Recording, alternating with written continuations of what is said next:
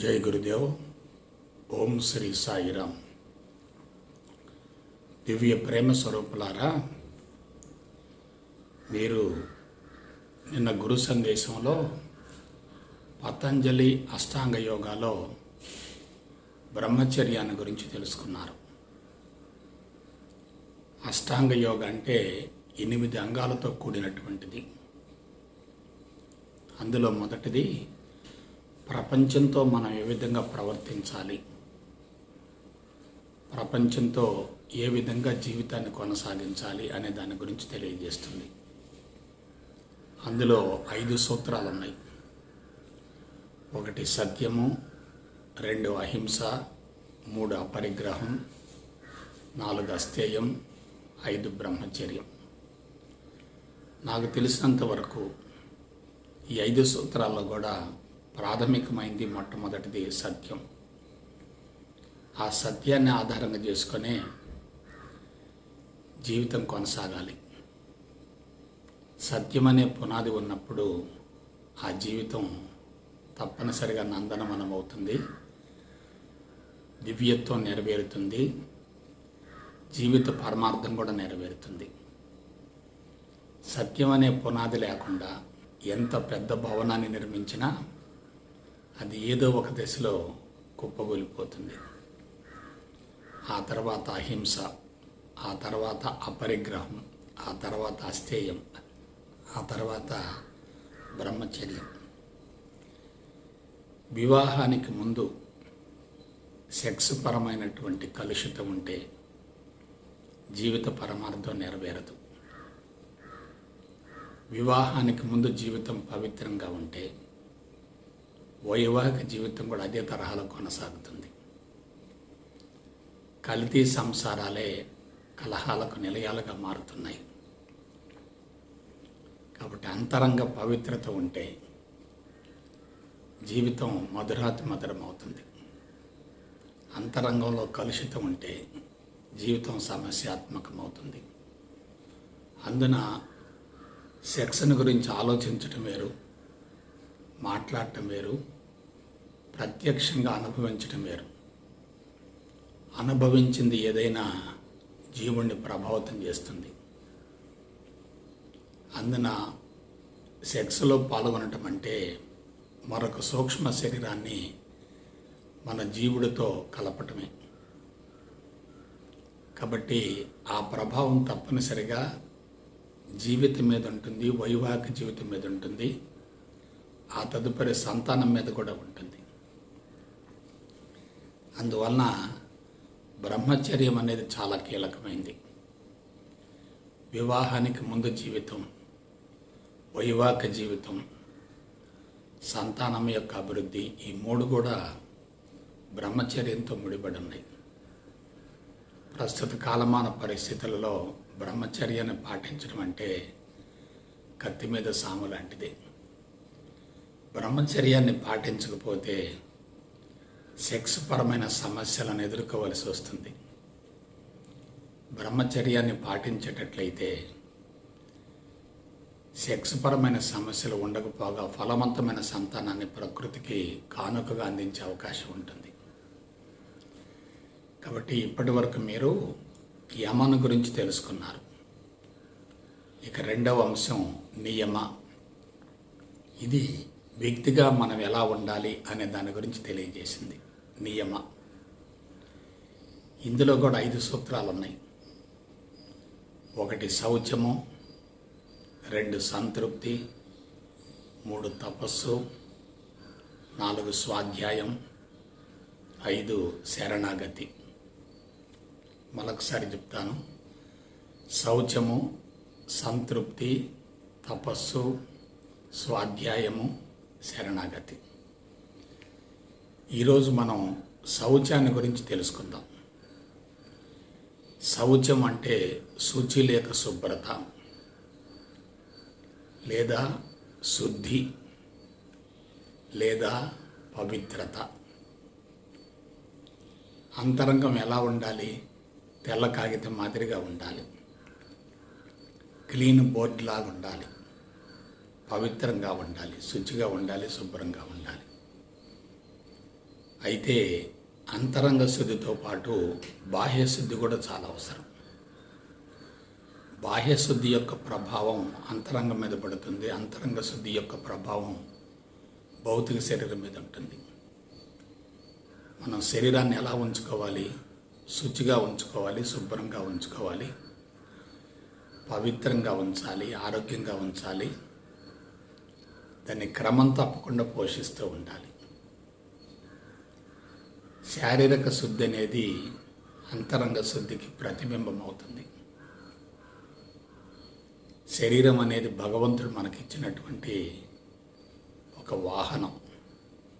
మన జీవనయానం సజావుగా కొనసాగటానికి, కర్మలను కరిగించుకోవటానికి భగవంతుడు మనకి ఈ వాహనాన్ని ఇచ్చాడు.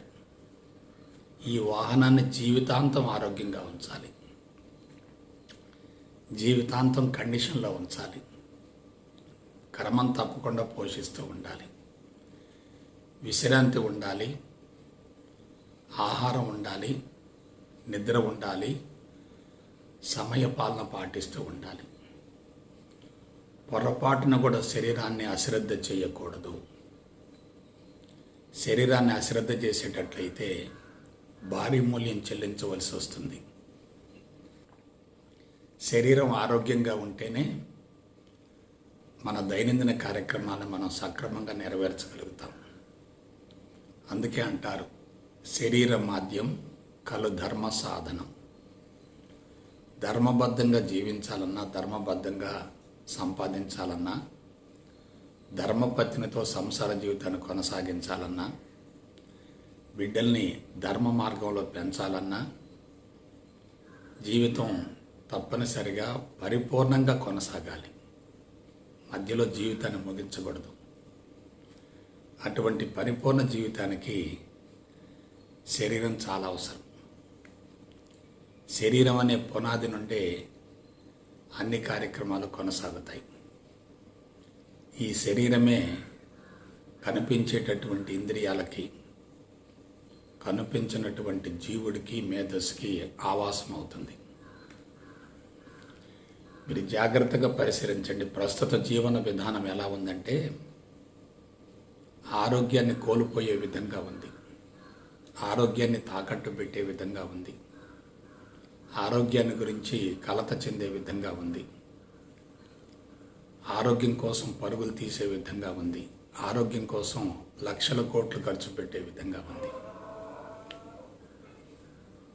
చిట్ట చివరి రోజు వరకు కూడా అన్ని పదార్థాలు తినగలగాలి, అన్ని రకాల వాతావరణాల్లో ఉండాలి, అన్ని రకాల కార్యక్రమాలు నెరవేరుస్తూ ఉండాలి. ఎవరి మీద ఆధారపడకూడదు, ఎవరికి భారం కాకూడదు, ఎవరి చేత మోయించుకోకూడదు, ఎవరిని ఇబ్బంది పెట్టకూడదు. కాబట్టి ఒక వ్యక్తిని చూడగానే, ఒక వ్యక్తి యొక్క శరీరాన్ని చూడగానే అతని యొక్క ఆధ్యాత్మిక పురోభివృద్ధిని అంచనా వేయచ్చు. శరీరం ఆరోగ్యంగా ఉందంటే జీవుడు తప్పనిసరిగా శుద్ధైనట్టే. శరీరం ఆరోగ్యంగా లేదంటే జీవుడు కలుషితంగా ఉన్నట్లే. ఆధ్యాత్మిక మార్గంలో కొనసాగే వాళ్ళు కూడా శరీరాన్ని ఆరోగ్యంగా ఉంచుకోకపోతే వాళ్ళ పట్ల విశ్వాసం కలగదు. సాధనకి శరీరం సహకరించాలంటే తప్పనిసరిగా ఆరోగ్యంగా ఉండాలి. శరీరంలో నొప్పులు కానీ, బాధలు కానీ, అసౌకర్యాలు కానీ, అదనపు పెరుగుదల కానీ, అదనపు బరువు కానీ ఉండకూడదు. ఉంటే ఆ శరీరం సాధనకు పనికిరాదు. అలాగే దీర్ఘకాలిక రుగ్మతలు ఉండకూడదు. ఎప్పుడైతే శరీరంలో రుగ్మతలు ఉన్నాయో ప్రాణశక్తి తక్కువగా ఉందని మనం అంచనా వేయాలి. ప్రాణశక్తి తక్కువగా ఉంటే అది తమోగుణం. ప్రాణశక్తి అస్తవ్యస్తంగా ప్రవహిస్తూ ఉంటే అది రజోగుణం. ప్రాణశక్తి పుష్కలంగా ఉండి దేహం అంతటికి పైనుంచి క్రింది వరకు సాఫీగా ప్రవహిస్తూ ఉంటే అదే సత్వగుణం.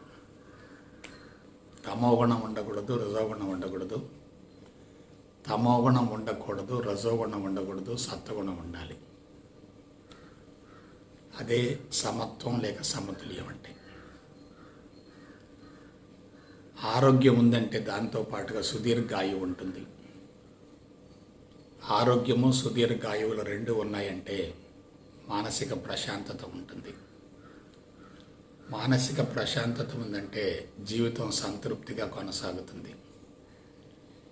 జీవితం సంతృప్తిగా కొనసాగుతుందంటే ఆనందాన్ని అనుభవించే అవకాశం ఉంటుంది. ఆనందంగా జీవించే వ్యక్తి తప్పనిసరిగా అనాయాస మరణాన్ని పొందగలుగుతాడు. కాబట్టి గమనించారా, ఆరోగ్యం అనేది అన్నింటికీ పునాది. ఆరోగ్యమే మహాభాగ్యం, హెల్త్ ఈజ్ వెల్త్ అన్నారు. మరొక విషయం చెప్తున్నాను, శరీరంలో ఏ ఒక్క అవయవం సక్రమంగా పనిచేయకపోయినా జీవితం తప్పనిసరిగా అసౌకర్యంగా తయారవుతుంది. అన్ని అవయవాలు చిట్ట చివరి రోజు వరకు సమర్థవంతంగా పనిచేయాలి. దీర్ఘ జీవితం ముఖ్యం కాదు, ఆరోగ్య జీవితం చాలా అవసరం. ఎక్కువ కాలం బ్రతికిన ఇంద్రియాలు సక్రమంగా పనిచేయక తన పనులు తాను చేసుకోకుండా ఇతరులకు భారంగా ఉంటే అది ఎంత ప్రమాదకరమో మీరు ఆలోచించండి. ప్రస్తుతం ఆరోగ్యాన్ని పోగొట్టుకునేటటువంటి విధానాలనే అందరూ అనుసరిస్తున్నారు. ఆహార విహారాల్లో కానీ, ఆచార వ్యవహారాల్లో కానీ, దైనందిన కార్యక్రమాల్లో కానీ, వృత్తి కానీ, వ్యాపారం కానీ, ఏ వైపు నుండి ఆలోచించిన మనిషి ఉరుకుల పరుగుల జీవితంలో, బిజీ షెడ్యూల్లో ఆరోగ్యాన్ని కోల్పోతున్నాడు. ధన సంపాదన ముఖ్యమనేటటువంటి భావంతో విలువైన ఆరోగ్యాన్ని కోల్పోయి వైద్య ఖర్చుల నిమిత్తం లక్షల రూపాయలు వెచ్చిస్తున్నారు. ధనం ముఖ్యం అనుకున్నటువంటి వ్యక్తికి ధర్మం ఉండదు. ధర్మం లేనటువంటి వ్యక్తికి మానసిక ప్రశాంతత ఉండదు. మానసిక ప్రశాంతత లేనటువంటి వ్యక్తికి తప్పనిసరిగా ఆరోగ్యం దెబ్బతింటుంది. కాబట్టి ఆరోగ్యం అనేది చాలా విలువైంది, చాలా అవసరమైంది. ఎవరైనా ఏ మార్గంలో ఉన్నా ఆరోగ్యంగా ఉంటే అంతకు మించినటువంటి సంపద మరొకటే ఉంటుంది. ఆరోగ్యం లేకపోతే ఎంత సంపద ఉన్నది మొత్తం బూడిదలు పోసిన పన్నీరు కదా. దురదృష్టకరమైనటువంటి అంశం ఏమిటంటే, అందరూ పిన్న వయసులోనే, విద్యార్థి దశలోనే లక్ష్యాలు, గమ్యాలు, ప్రణాళికలు, పథకాలు తయారు చేసుకొని డబ్బు సంపాదన వేటలో పడి కుటుంబాలను కూడా పూర్తిగా విస్మరించి, ఆహార నియమాలు పాటించకుండా, విశ్రాంతి లేకుండా విపరీతంగా శ్రమించి ఒక దశకు పోయిన తర్వాత కళ్ళు మూసుకొని జీవితాన్ని పునశ్చరణం చేసుకుంటే అసంతృప్తి మిగులుతుంది. కాబట్టి ఆరోగ్యం అనేది తప్పనిసరి. ఆ ఆరోగ్యం తప్పనిసరిగా సిద్ధించాలంటే 6 లేకుండా పోవాలి. అవేమిటి? కామము, క్రోధము, లోభము, మోహము, మదము, మాత్సర్యం. 6 లేకపోవటమే ఆరోగ్యం. 6తో జీవించటమే రోగం. 6ని వదిలించుకోవటమే యోగం అవుతుంది. కాబట్టి ఇప్పుడు చెప్పండి, శౌచం అంటే ఏమిటి? బాహ్యపరమైన శుద్ధి కానే కాదు, అంతరంగాన్ని సమూలంగా శుద్ధిగా ఉంచుకోవాలి. సూక్ష్మ శరీరంలో ఉన్నటువంటి బలహీనతలే స్థూల శరీరంలో రుగ్మతలుగా రూపాంతరం చెందుతున్నప్పుడు స్థూల శరీరానికి ఎక్కువగా ప్రాధాన్యతనివ్వకూడదు. సూక్ష్మ శరీరాన్ని సమూలంగా శుద్ధిగా ఉంచుకోవాలి. కాబట్టి సూక్ష్మ శరీరం అనేది ఆరోగ్యంగా ఉంటేనే స్థూల శరీరం ఆరోగ్యంగా ఉంటుంది. ఎటువంటి శరీరం ద్వారానైతే తన కోరికల సంకల్పాలు నెరవేరుతాయో అటువంటి శరీరాన్నే జీవుడు తయారు చేసుకుంటాడు. అయితే జీవుడిలో బలహీనతలుంటే బలహీనమైన శరీరమే తయారవుతుంది. జీవుడు బలంగా ఉంటే దృఢమైన, శక్తివంతమైన, ఆరోగ్యవంతమైన శరీరం తయారవుతుంది. అన్నింటిని మించి సత్యం ఉండాలి, అహింస ఉండాలి, అపరిగ్రహం ఉండాలి, అస్థేయం ఉండాలి, బ్రహ్మచర్యం ఉండాలి. మరొక కీలక విషయం చెప్తాను. మానవ జీవిత పరమార్థం ఏమిటి? మాతృత్వం అనేటటువంటి యజ్ఞాన్ని సక్రమంగా నెరవేర్చి ప్రశాంతంగా దివ్యత్వంలో కలిసిపోవటమే కదా. అటువంటి మాతృత్వం అనబడేటటువంటి యజ్ఞం సఫలీకృతం కావాలంటే శరీరం ఎలా ఉండాలి? ఆరోగ్యంగా ఉండాలి. లైంగిక ప్రక్రియ అనేది ఆరోగ్యవంతమైనటువంటి శరీరం ద్వారానే కొనసాగుతుంది తప్ప శరీరంలో బలహీనతలున్నా, రుగ్మతలున్నా, శరీరం అతి బరువుగా ఉన్నా, అసౌకర్యంగా ఉన్నా, నొప్పులున్నా, బాధలున్నా ఆ ప్రక్రియ సజావుగా కొనసాగదు. ఇవాళ మాతృత్వం అనేటటువంటి కళ నెరవేరకపోవటానికి మూల కారణం శారీరక ఆరోగ్యం సక్రమంగా లేకపోవటమే.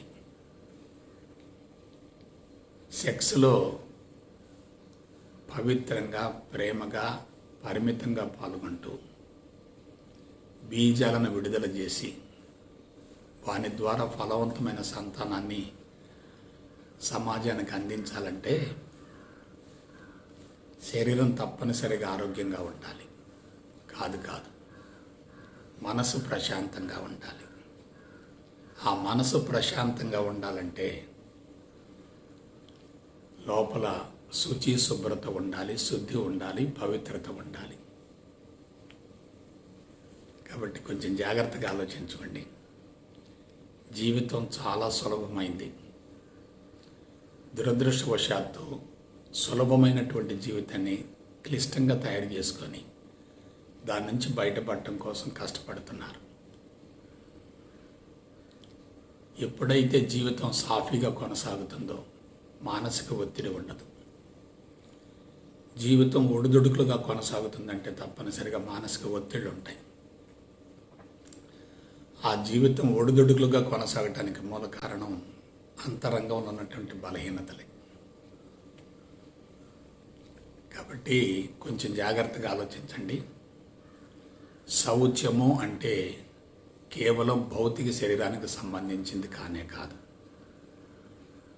అది అంతరంగానికి సంబంధించింది. అంతరంగంలో కలుషితం ఉంటే జీవితం సమస్యాత్మకంగా మారుతుంది. అంతరంగం స్వచ్ఛంగా ఉంటే జీవితం సజావుగా కొనసాగుతుంది. ఆరోగ్యం అనే పునాది మీదనే జీవితం కొనసాగుతుంది. ఆరోగ్యం లేకపోతే జీవనయానం తప్పనిసరిగా సమస్యాత్మకంగా మారుతుంది. ఒక రకంగా చెప్పాలంటే ఐశ్వర్యవంతులు అనుకునే వాళ్ళంతా డబ్బు ప్రలోభానికి గురై జబ్బులు తెచ్చుకుంటున్నారు. డబ్బులు అదనంగా చేరుతున్నాయి అంటే అది చెడు కర్మ ఫలమేగా. చెడు కర్మ ఫలం పెరుగుతుందంటే దాని ప్రభావంతో అంతరంగం కలుషితం అవుతుందిగా. అంతరంగం కలుషితం అవుతుందంటే శరీరం తప్పనిసరిగా రుగ్మతలకు లోనవుతుంది కదా. మరొక విషయం, మరి అంతరంగాన్ని శుద్ధి చేసుకోవటం ఎట్లా? అంతరంగాన్ని శౌచంగా, శుచిగా ఉంచుకోవటం ఎట్లా? అంతరంగాన్ని పవిత్రంగా ఉంచుకోవటం ఎట్లా? నేను గతంలో చెప్పాను, మరొకసారి కూడా చెప్తున్నాను. పరిపూర్ణ అద్వైత బ్రహ్మజ్ఞానమే పరమ ఔషధం. చాలామంది జబ్బులకు మెడిసిన్స్ వాడుతూ ఉంటారు, మందులు వాడుతూ ఉంటారు, చికిత్సలు చేయించుకుంటూ ఉంటారు, వైద్యశాలల చుట్టూ ప్రదక్షిణలు చేస్తూ ఉంటారు. Super speciality, multi speciality hospital కోసం అన్వేషణ చేస్తూ లక్షల రూపాయలు వెచ్చిస్తూ ఉంటారు. అవసరం లేదు. పరిపూర్ణ అద్వైత బ్రహ్మజ్ఞానమే పరమౌషధం. ఏమిటి దీనివల్ల కలిగే ప్రయోజనం? మనసు పూర్తిగా శుద్ధి అవుతుంది, మనసు ప్రశాంతంగా ఉంటుంది, జీవితం సంతృప్తిగా కొనసాగుతుంది. మనసు ప్రశాంతంగా ఉండి జీవితం సంతృప్తిగా కొనసాగుతూ ఉంటే అప్పుడే జీవిత పరమార్థం నెరవేరుతుంది. ఎలా జీవించామో అన్నది ముఖ్యం కాదు, ఎలా మరణించామో అన్నది చాలా ముఖ్యం. ఎవరైనా అంతిమంగా దీర్ఘకాలిక రుగ్మతలకు లోనై ఇతరులకు అసౌకర్యంగా మారేటట్లయితే అందుకు మూల కారణం అంతరంగం సమూలంగా శుద్ధి కాలేదని భావించండి. అంతరంగం శుద్ధి అయితే, అంతరంగం ఖాళీ అయితే, అంతరంగం పవిత్రంగా ఉంటే, అంతరంగం శౌచంగా శుచిగా ఉంటే శరీరం కూడా అదే తరహాలో కొనసాగుతుంది కదా. ఆలోచించండి ఒకసారి. కాబట్టి శరీరాన్ని ఏం చేయాలి? పొరపాటును కూడా సుఖపెట్టకూడదు, దాన్ని కష్టపెట్టాలి. శరీరాన్ని విపరీతంగా కష్టపెట్టాలి, మనసును కష్టాలకు గురి చేయాలి. శరీరం కష్టపడుతుందన్నా, మనసు కష్టాలకు లోనవుతుందన్నా, గురవుతుందన్నా చెడు సంస్కారాల మోతాదు తగ్గుతుందని గుర్తుంచుకోండి. కాబట్టి సంస్కారాల మోతాదు తగ్గాలంటే కర్మలను తప్పనిసరిగా ఆచరించవలసిందే. ముళ్ళను ముళ్ళుతో తీసినట్లుగా కర్మలను కర్మలతోనే కరిగించి వేయాలి. అయితే అటువంటి కర్మలను ఆచరించబోయే ముందు జీవిత సత్యం తెలుసుకోవాలి. జీవిత సత్యం తెలిసిన తర్వాత జీవితాన్ని కొనసాగించేటట్లయితే ఆ జీవితం నల్లేరు మీద బండిలాగా కొనసాగుతుంది. ఎటువంటి ఒడిదుడుకులు ఉండవు. ఆటలాగా పాటలాగా సులభంగా సునాయాసంగా కొనసాగుతుంది. అందుకు పరిపూర్ణ అద్వైత బ్రహ్మ జ్ఞానం అద్భుతంగా దోహదపడుతుంది. ఏమిటి పరిపూర్ణ అద్వైత బ్రహ్మజ్ఞానం యొక్క ప్రత్యేకత?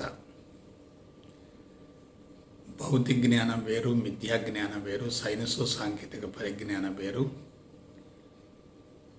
ఆత్మజ్ఞానం వేరు, పరిపూర్ణ అద్వైత బ్రహ్మజ్ఞానం వేరు. ఆత్మజ్ఞానం అనేది ఆత్మకు మాత్రమే సంబంధించి ఉంటుంది.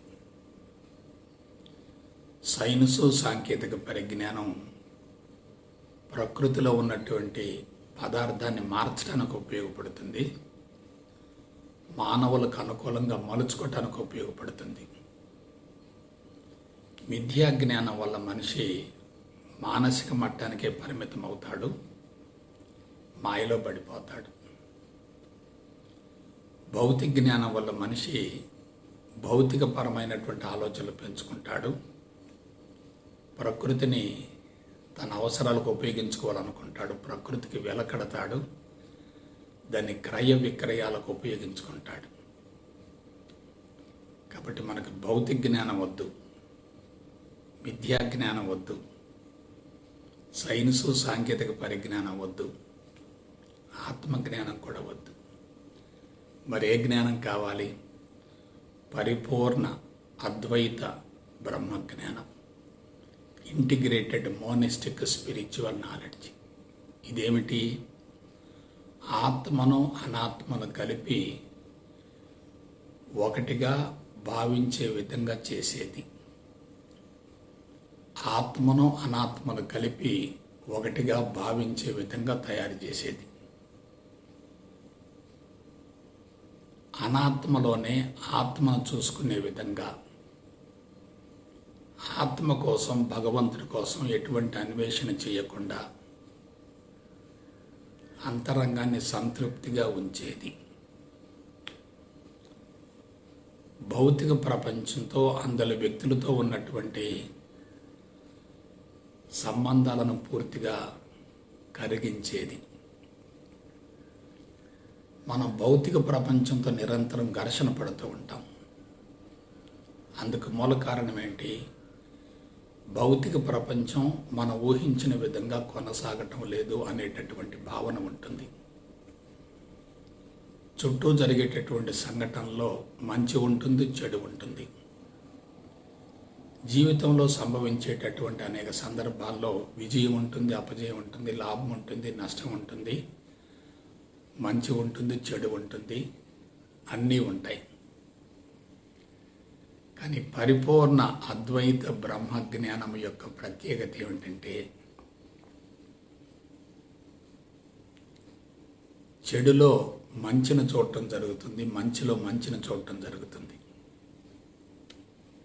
అంటే అంతటా మంచే కనిపిస్తుంది, ఇక చెడు కనిపించదు. చుట్టూ ఉన్నటువంటి వ్యక్తులతో ఉన్న సంబంధం సమూలంగా కరిగిపోతుంది, తొలగిపోతుంది. ఎట్లా? చెడు లేదు. మనం ఎవరిని గురించి అతిగా అనవసరంగా ఆలోచించవలసిన అవసరం లేదు. ఎవరు మనకు వ్యతిరేకం కాదు. ఎవరు మనల్ని కష్టపెట్టలేదు, నష్టపెట్టలేదు, బాధ పెట్టలేదు, ఇబ్బంది పెట్టలేదు, మోసం చేయలేదు, హింసించలేదు, కొట్టలేదు, దూషించలేదు. ఎవరి ద్వారా మనకు ఎటువంటి ఇబ్బంది కలగలేదు. ఎందువల్ల? మనకి నష్టం జరిగింది అనుకుంటున్నాం, అది ప్రత్యక్షమైనటువంటి భావన. కానీ దాని వెనుక లాభం కూడా ఉంటుంది. అపజయం జరిగింది అనుకుంటున్నాం, అపజయం సంభవించింది అనుకుంటున్నాం, కానీ దాని వెనుక పరోక్షంగా విజయం ఉంటుంది. ఎవరో మనకు ద్రోహం చేశారనుకుంటున్నాం, కాదు, ప్రత్యక్షంగా ద్రోహం చేసిన పరోక్షంగా మేలు కలిగింది. పరిపూర్ణ అద్వైత బ్రహ్మజ్ఞానాన్ని గురించి ఎవరికైతే శాస్త్రీయపరమైనటువంటి అవగాహన ఉంటుందో వాళ్ళకి రాగం ఉండదు, ద్వేషం ఉండదు. రాగము అంటే వెంటపడడం, ద్వేషం అంటే వ్యతిరేకించడం. రాగము ద్వేషం రెండూ లేకపోతే మానసిక బంధాలు ఉండవు. మానసిక బంధాలు లేకపోతే అంతా ఒకటిగా కనిపిస్తుంది. అంతా ఒకటిగా కనిపించినప్పుడు, అలా కనిపిస్తున్నప్పుడు అంతరంగం సమూలంగా శుద్ధి అవుతుంది. కాబట్టి ఒకే ఒక మాట చెప్తున్నాను, నువ్వు ఎవరితో కలిసిమెలిసి జీవిస్తున్నప్పటికీ వాళ్ళకి మీకు ఎటువంటి సంబంధం లేదు. నీ జీవితం ఒంటరిగా మొదలైంది, ఒంటరిగా కొనసాగుతుంది, ఒంటరిగానే ముగుస్తుంది. ఏదో పోయింది అనుకుంటున్నావు, కాదు. ప్రత్యక్షంగా పోయినట్లు కనిపించిన పరోక్షంగా నీకేదో వచ్చి ఉంటుంది. పోయిన దానికి సరిపడా నిరంతరం భర్తీ అవుతూ ఉంటుంది. రెండవది, ఏదొచ్చినా ఏది పోయినా నీ మనసుకు సంబంధించినటువంటి భావనలే. ఉంది అనుకోవటం నీ భావనే, పోయింది అనుకోవటం కూడా నీ భావనే. కాబట్టి మనసే మాయ అయినప్పుడు ఆ మనసు ద్వారా ఉత్పన్నమయ్యే భావనలన్నీ కూడా మాయకు ప్రతిరూపమే కదా. కొంచెం జాగ్రత్తగా ఆలోచించండి. పతంజలి మహర్షుల వారు బాహ్య శౌచాన్ని గురించి ఎక్కువగా ప్రస్తావించారు. ఎందుకంటే సాధనకు శరీరం సహకరించాలి కాబట్టి. కానీ ఆ బాహ్య శౌచం అనేది అంతరంగ పవిత్రత మీద ఆధారపడి ఉంటుంది. శరీరం శుచిగా శుభ్రంగా ఉండటం అనేది అంతరంగ సంస్కారాల స్వభావం మీద ఆధారపడి ఉంటుంది. మనం దైనందిన జీవితంలో ఉండాలి,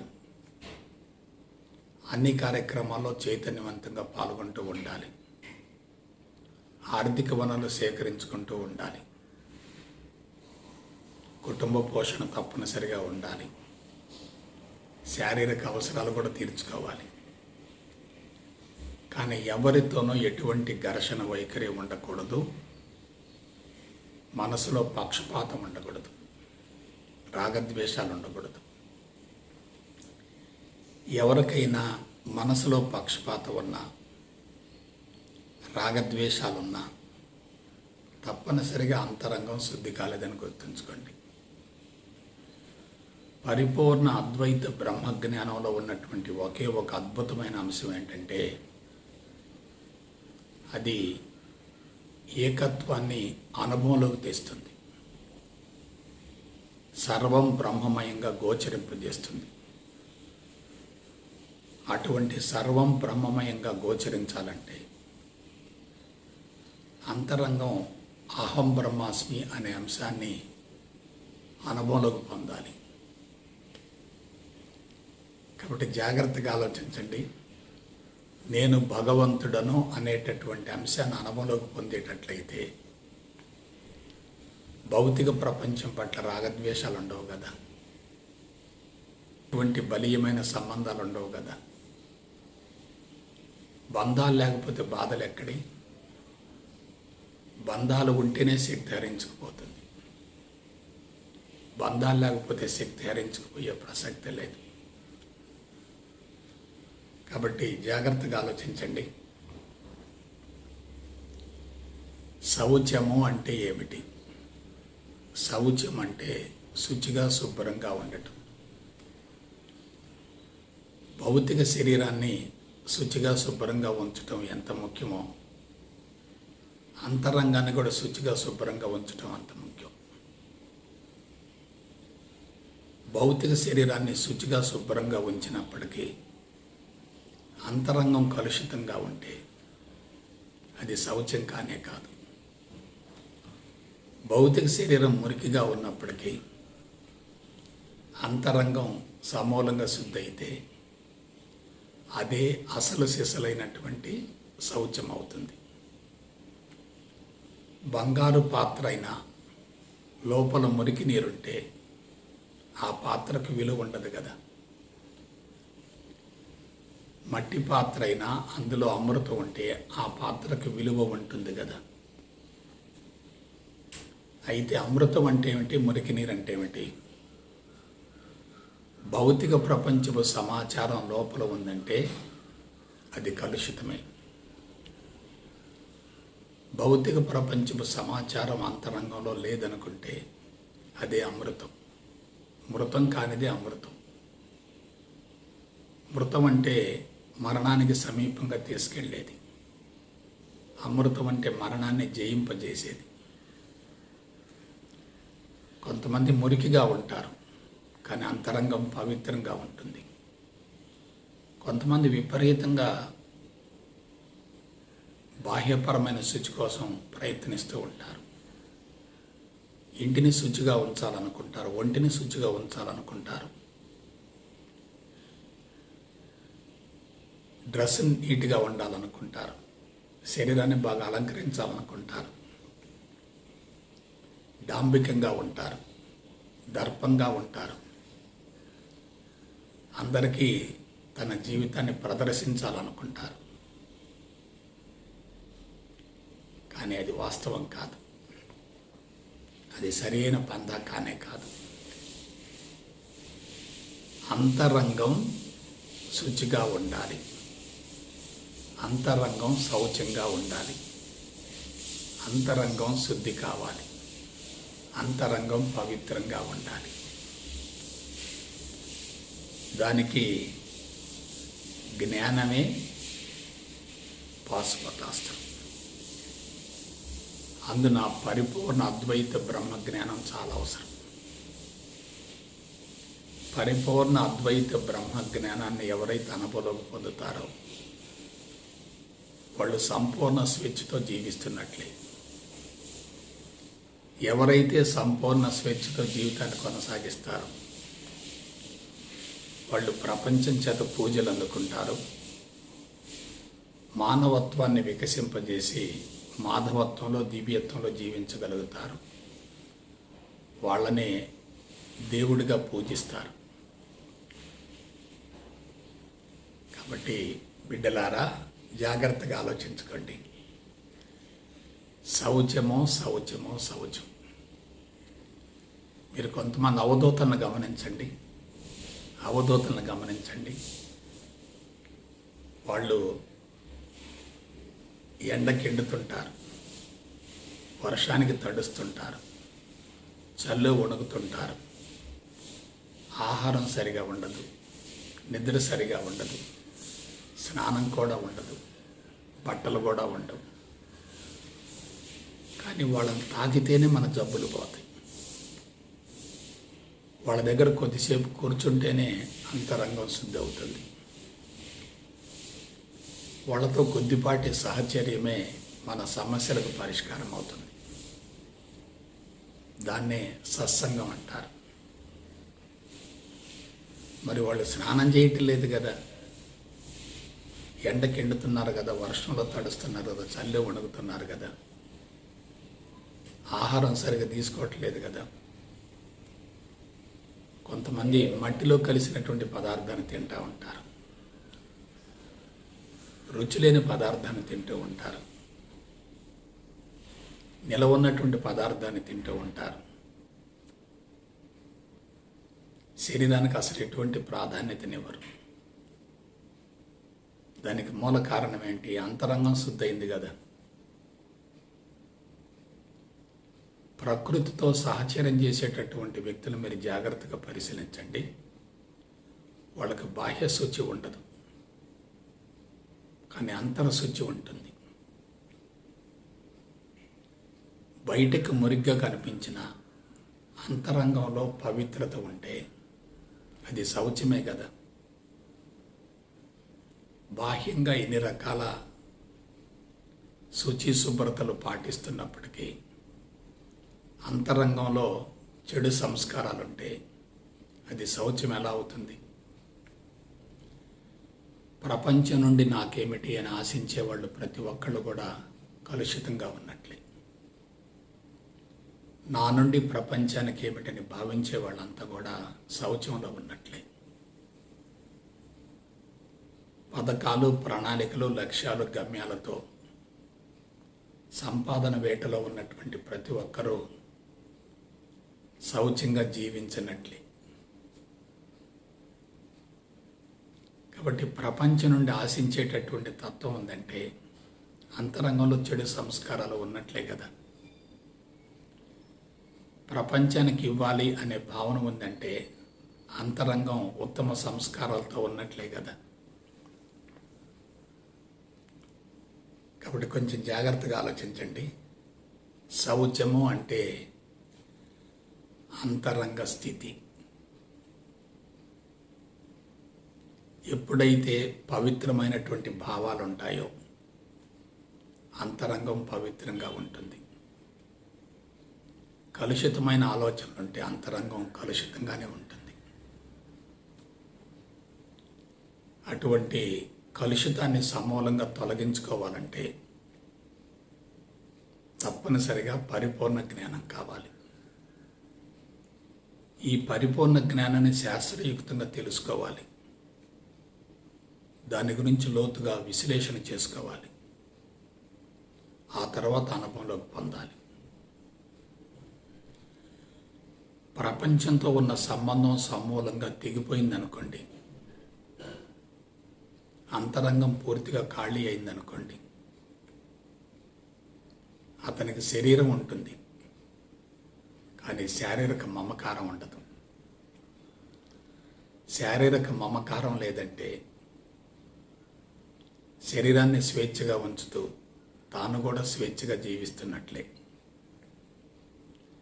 నేను శరీరం వేరు అనే భావన అనుభవంలోకి వచ్చినట్లే. అటువంటి వ్యక్తి ప్రజ్ఞ అనంతంగా విస్తరిస్తుంది, విశ్వవ్యాప్తం అవుతుంది. నేనే విశ్వం, విశ్వమే నేననే భావన కలుగుతుంది. ఆ స్థితికి చేరాలంటే తప్పనిసరిగా శౌచం ఉండాలి.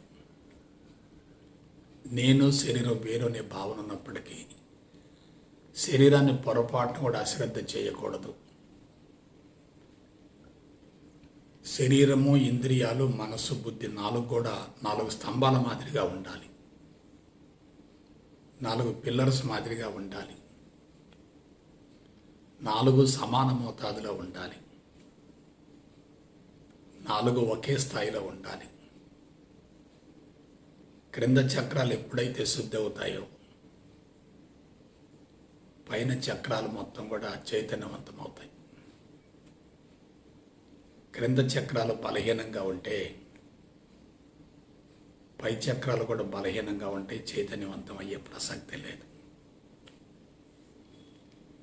ఇక చివరికి ఒక మాట చెప్తున్నాను. ఎవరికైతే ఆజ్ఞా చక్రం సంపూర్ణంగా చైతన్యవంతం అవుతుందో వాళ్ళ అంతరంగం సమూలంగా శుద్ధి అవుతుంది. ఎందువల్ల? ఆజ్ఞా చక్రాన్ని చిత్తమయ కోశం అంటారు. చిత్తమయ కోశం దేంతో సంబంధాన్ని కలిగి ఉంటుంది? చిత్తంతో సంబంధాన్ని కలిగి ఉంటుంది. చిత్తంలో ఏముంటాయి? చిత్తు ఉంటుంది. ఆ చిత్తే సంస్కారాలకు ప్రతిరూపం.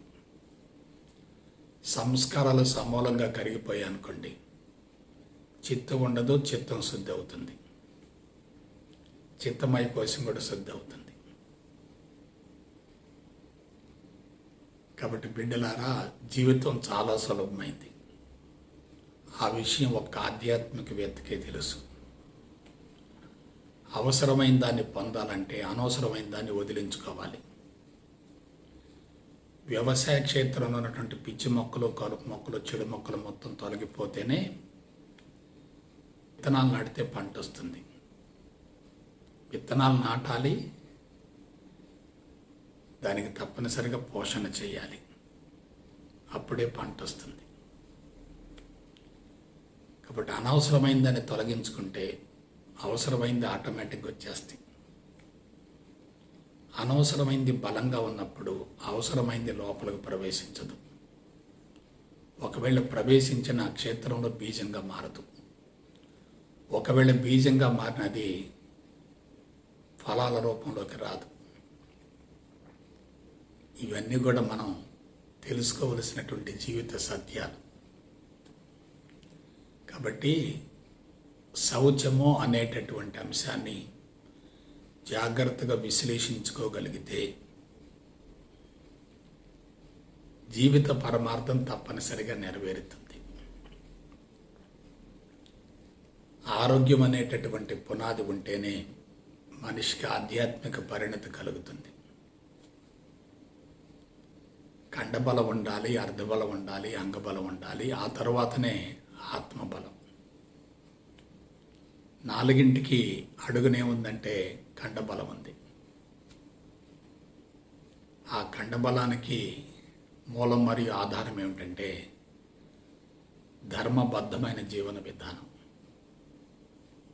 ధర్మంగా జీవించే వ్యక్తికి ఆరోగ్యాన్ని గురించి, ఆర్థిక వనరుల గురించి ఆలోచించవలసిన అవసరం ఉండదు. ఆరోగ్యము, ఆర్థిక వనరులు ఉన్నాయంటే తప్పనిసరిగా ప్రజా సంబంధాలు పుష్కలంగా ఉంటాయి. తలపెట్టిన కార్యక్రమాలు సునాయాసంగా నెరవేరుతాయి. కాబట్టి బిడ్డలారా, జీవితాన్ని గురించి ఉపరితలంలో ఆలోచించకండి. జరిగిపోయిన జీవితం ముఖ్యం కాదు, జరగవలసిన జీవితం చాలా ముఖ్యం. రోజులు గడుస్తూ ఉన్నాయి, మరణం సమీపిస్తుంది. ఇంకా పరివర్తన, పశ్చాత్తాపం చెందకపోతే తప్పనిసరిగా భవిష్యత్తులో మూల్యం చెల్లించవలసి వస్తుంది. పరివర్తన, పశ్చాత్తాపంతో జీవితాన్ని సరైన పందలోకి మలుచుకుంటే అంతిమంగా సంపూర్ణ స్వేచ్ఛతో జీవితాన్ని ముగించవచ్చు. కర్మలు కరిగించబడతాయి, జన్మలు కరిగించబడతాయి. మరొక జన్మకు అవకాశమే ఉండదు. మరొక దేహం కోసం వెతుకులాడవలసిన అవసరం కూడా లేదు. కాబట్టి శౌచము అనేటటువంటి అంశాన్ని మీ జీవితానికి అన్వయించుకొని జీవిత పరమార్థం నెరవేర్చుకోవాలని మనస, వాచ, కర్మణ కోరుకుంటూ సెలవు తీసుకుంటా. జై గురుదేవ్, జై గురుదేవ్, జై గురుదేవ్.